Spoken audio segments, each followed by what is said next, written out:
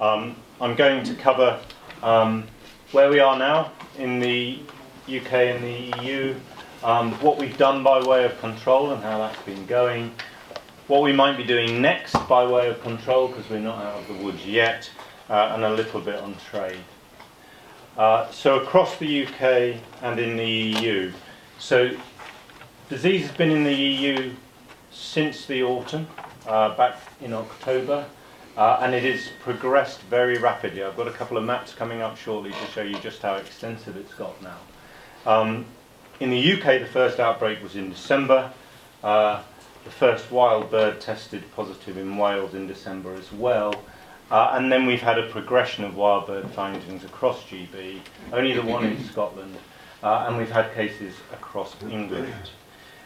Across the EU, though, we've had 820 cases in what is essentially one great big epidemic. And of those, we've got serious problems in some of the countries, France, Hungary, Germany, Bulgaria, where they're not only seeing incursions from wild birds affecting domestic flocks, but then spread from domestic flock to domestic flock. And that has led to really large numbers of cases, say, in southern France or in Hungary, where they're in the over 200 cases. Wild bird reports all over the area. In the UK, England, 8 outbreaks, 17 wild bird reports, but they're widely geographically spread. And this is based on people reporting found dead wild birds to us collecting them and testing them. So it's very much reactive. So this is the tip of the iceberg that we find. As I said, Scotland 1, Northern Ireland's I think beyond 1 now, and Wales has had its 1 outbreak. So this is where we started. So back in October, Hungary found avian flu H5N8 in 1 wild bird. It had previously been in Russia, and previous to that it had been circulating in Asia. And H5N8 had turned up with us in 2014, but what was coming back was a new version of H5N8, and it's behaved very differently. That's the map as it is now. This is our latest position. It's spread north, south, east and west in wild birds and domestic flocks. Essentially everywhere that it's turned up in wild birds, it's correspondingly turned up in domestic flocks, but it hasn't always led to flock spread. So a pat on the back for you guys here. Why doesn't it lead to flock spread? Because by the time we find it and we take action to stamp it out, your biosecurity measures have stopped it moving from one flock to another. So apart from one case, which was a game bird farm where we had 3 linked cases, there haven't been any linked cases. So I'm really pleased about that, and we need to build on that biosecurity. I'll come back to biosecurity because it's crucial. The species that we're seeing of wild birds are really important because there is a focus on aquatic wild birds. If you look at the first 3 there, ducks predominate. It's in gulls. Gulls are important because in terms of the migrations across the world, it's the waterfowl, the ducks, the geese. But gulls are domestic. So this time it's moved from the migrating species into the domestic species, and gulls can move quite long distances. And we found it in other domestic species as well, but not in the big numbers. Gulls here, we've only found it in 1. But across Europe it's much more predominant. You'd be foolish to think it's not predominant in gulls here, we just haven't picked it up. And then you go down and there's other birds that are almost incidental findings, and the little brown jobs in the back garden are not a really significant factor. Swans are starting to show their heads. They always do in avian flu outbreaks. It's because of the way we survey wild birds. They're big and white and obvious when they're dead, so they get picked up. So we find it. What have we had? Here are all our cases, starting in fattening turkeys. This was when we had already, so our first action, and some would say, and we did, we were seeing the disease progress across Europe when we had wild bird findings in the north of France. Before France was really taking off, we really concentrated on the threat we faced and brought in place the prevention zone measures on the 6th of December. Those are maintained till now, and I'll come back to that. But requiring birds to be housed or otherwise kept separate from wild birds across the country against this risk spreading across Europe and an as yet unknown impact on us. Later in December we get the first case in Lincolnshire. Housed birds, they were housed. Then on to a backyard flock in Carmarthenshire. So we worry about backyard flocks. Epidemiologically, they're much less likely to spread the disease onwards, but every case is a case. So in terms of our disease control and our reputation, every case is a case. So we want backyard flocks to do the right thing as well, not least because their birds die if they don't stop them getting infected. And on into further cases, and I mentioned the linked game bird premises. What I would say about all of these cases is they illustrate a point, which is that actually the protection against this disease hinges on how good you are at stopping disease getting into your flock. You all work on that all of the time, and you're constantly tested. By the endemic diseases that you all face, you vaccinate against, you have to deal with when they arise. That barrier against disease is what is really stopping us having avian flu really taking off. So again, we're at a high level of threat. We've only had 9 cases. The cases we have, in every single one, we can point to biosecurity that you wouldn't recognise as best practice. So that's an area where, regardless of what else we do, we need to be as good as we can. Very high mortality. One of these cases, we were looking at turkeys. They were dying in front of our inspecting officer's eyes. We had pretty much all of the birds dead on this premise before we could instigate culling. Just as an aside, before you cull, you need to be very well prepared. And even though this is a disease, and this is carried very effectively by the press, that Public Health England says isn't a threat to public health, Food Standards Agency says isn't a threat to the food chain, but when you're dealing very closely with infected birds, you have to be precautionary. So we have to work with Public England to get ready, protect our people, protect your people if they're helping us catch. And that means that mortality can really overtake the process of moving into cull. This is a shed with only 1 live bird left in it looking at you. Game birds, variable clinical signs. Across the 3 premises, we had 1 very severely affected, others not so severely affected. It shows how it can get into premises under certain sorts of husbandry and hide away. So it's there if you're alert, if you know your disease picture and you can see the changing trends. And again, congratulations, you do. Your vets do. Reporting is generally very good, but it can creep up on you and clinical signs can vary. We've worried a lot about ducks. We've seen both high fatalities in ducks and low clinical signs, so we've got to watch those as well. What do? I won't dwell on this. You know what we do. We seek to stop this disease as early as possible in every place we find. Your part of it is helping us find it early. Our part is getting restrictions on quickly and removing the source of infection as quickly as we can thereafter. Stopping that movement on is really important, and not having had any lateral spread apart from our game birds is a real success. So I think congratulations to us, congratulations to you.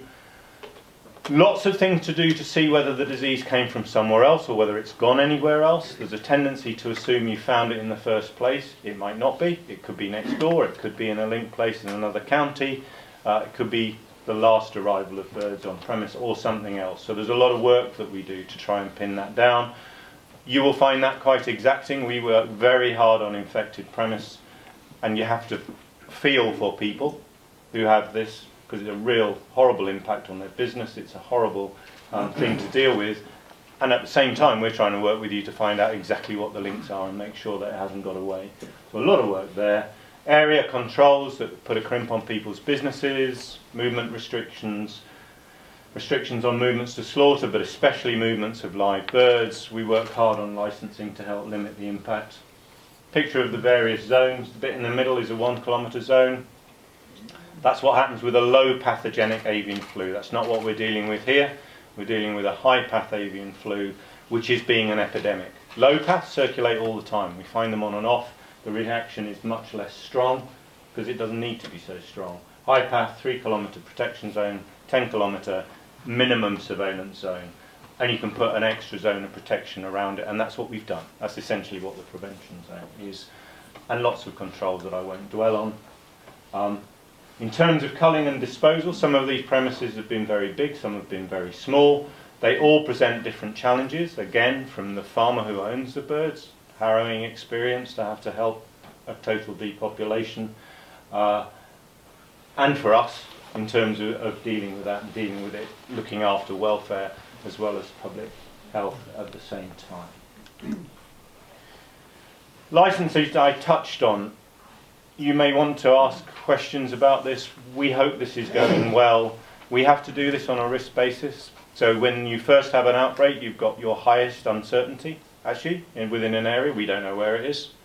The zones are pragmatic zones to try to capture close potential contacts, and therefore the licensing applies in those zones. As we learn more and more, we can relax our controls and issue more and more licenses, and we do it on a risk basis. First to slaughter, onwards, latest live birds. Live bird movements, obviously the highest risk movement you can take. Quite a lot of applications, quite a lot of licenses granted. We want to work with you to make this as slick as we can whilst not taking too many risks. Recovering trade, I want to touch on this a little bit. When you're in the middle of an outbreak, you have to keep your eye on the end game all of the time. We want to get back to country-free status because as you go through an outbreak, confidence in our trade erodes.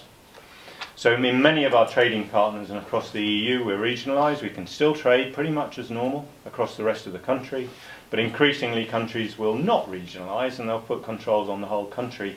You then need to reverse that by getting back your free status. That's linked to having your last case, to having taken all the action that you need to take on every single case, and that includes cleaning the premises up. And we've discussed before in, I think, this forum, that can be quite a long delay if the clean-up process is big, complex, costly, and maybe the operator can't even afford to do it. We've looked hard at that, given our learning most recently in 2014. We've changed our approach slightly. In OIE terms, we claim freedom. We have to claim freedom against a set of well-understood parameters. Basically, you're not at risk of hidden disease anymore, and there's no chance it's spread without you knowing about it. That's why they focus on cleaning up all those infected farms. We're now saying that if a farm chooses to shut down, we will take the time to freedom, 3 months, as from the point at which that is shut down, we've got it under control, it is no longer a threat. That's a change, it's a good change, it allows us to move earlier. We're also saying that cleaning and disinfection is a process, it's very exacting. If you're going to restock, we take pretty heavy levels of removal of all contamination and all disinfection, and then we put sentinel birds in. That's a big barrier. Actually, short of that is what the OIE are looking for, which is a level of cleaning which makes you pretty sure that that premise presents no threat of onward movement, never mind restocking. So we think there's a point at which you can say 3 months starts ticking now, and we will evidence that. So it depends what we've got as our last infected premises. We might find ourselves in that position, and we will make our case to the world on that basis. So we hope that will help. In parallel, we want to work with the OIE, the standard setting body for the world, to say, do you really mean this? Or do you mean, as with many other diseases, when you've depopulated the premises and essentially done your initial spray down with disinfection, which stops the immediate and highest local risk? Because there's a variation, and we want to bring that into kilter. There is, of course, a risk when you enter a discussion like that. It might go the other way. The pork and beef guys might not be so pleased with us if it does go the other way, and they demand a greater standard. But we think the discussion's worth having. Recovering trade. A lot of this is about confidence. So with you, we've done a good job. We've got a good reputation for stamping out disease. We're maintaining that. We like to be able to regionalise. We may have discussed compartmentalisation. This is the concept whereby very high biosecure companies operating effective biosecurity can continue to trade. Particularly important for breeding animals, with us being one of the world's major producers of high genetic value. That we have pioneered on the back of a standard. We got Japan to agree it. They've re-agreed it during this outbreak. They've held to their position that they respect what we've done, even though we have ongoing cases. They respect the fact that we can do this, we can compartmentalise effectively, and we can trade off the back of it. Other trading partners, they all vary.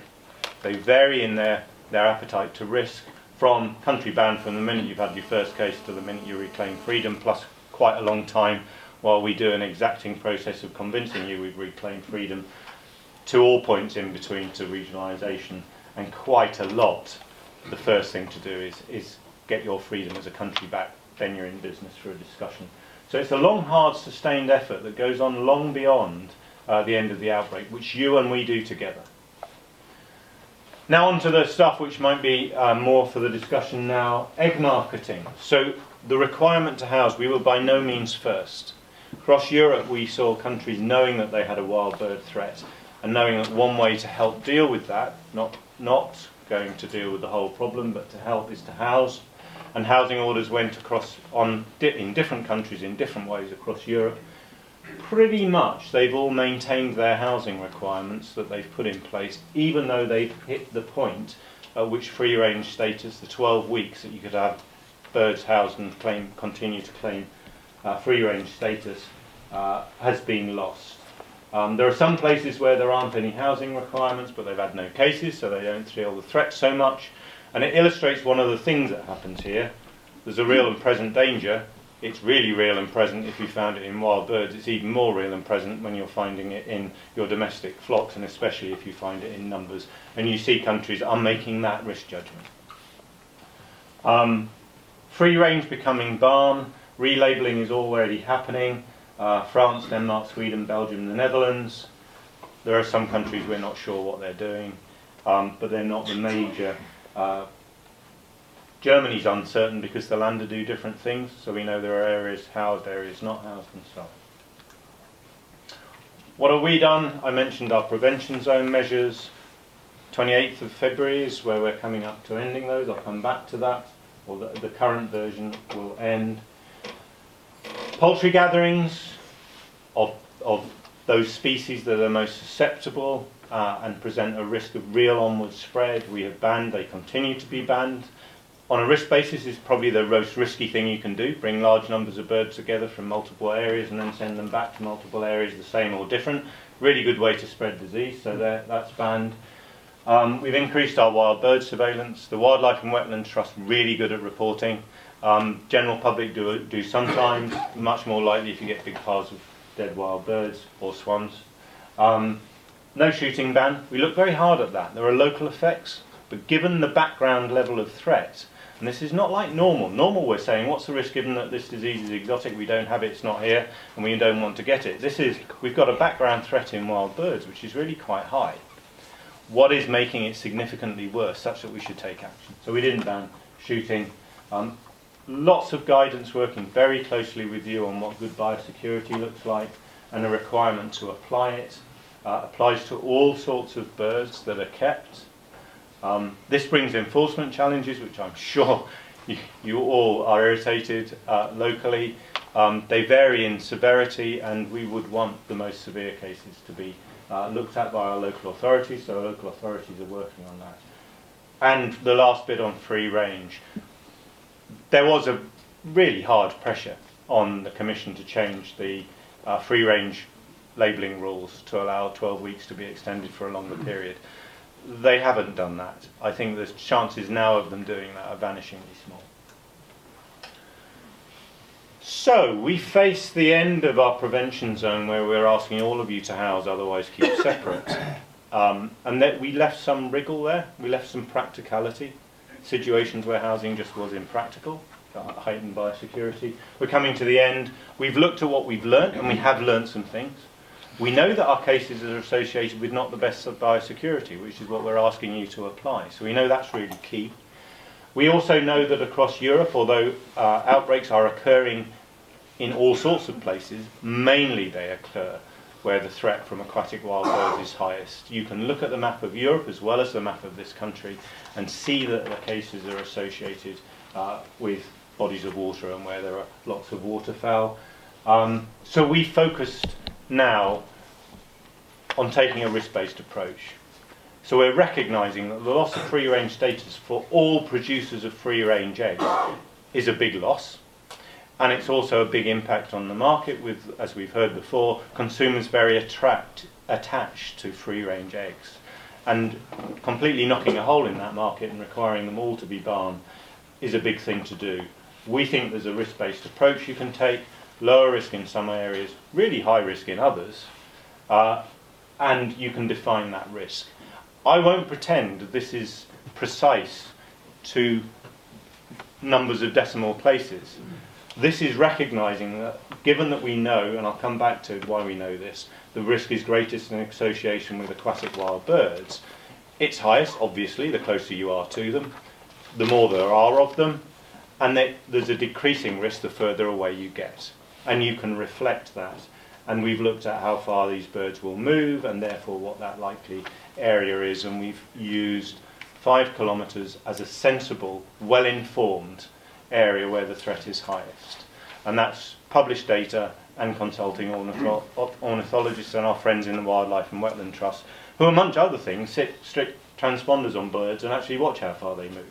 So there's some evidence behind this. Measures therefore that we expect across the country, we're all still at threat. Don't forget those gulls. They'll go long distances, they'll spread the disease.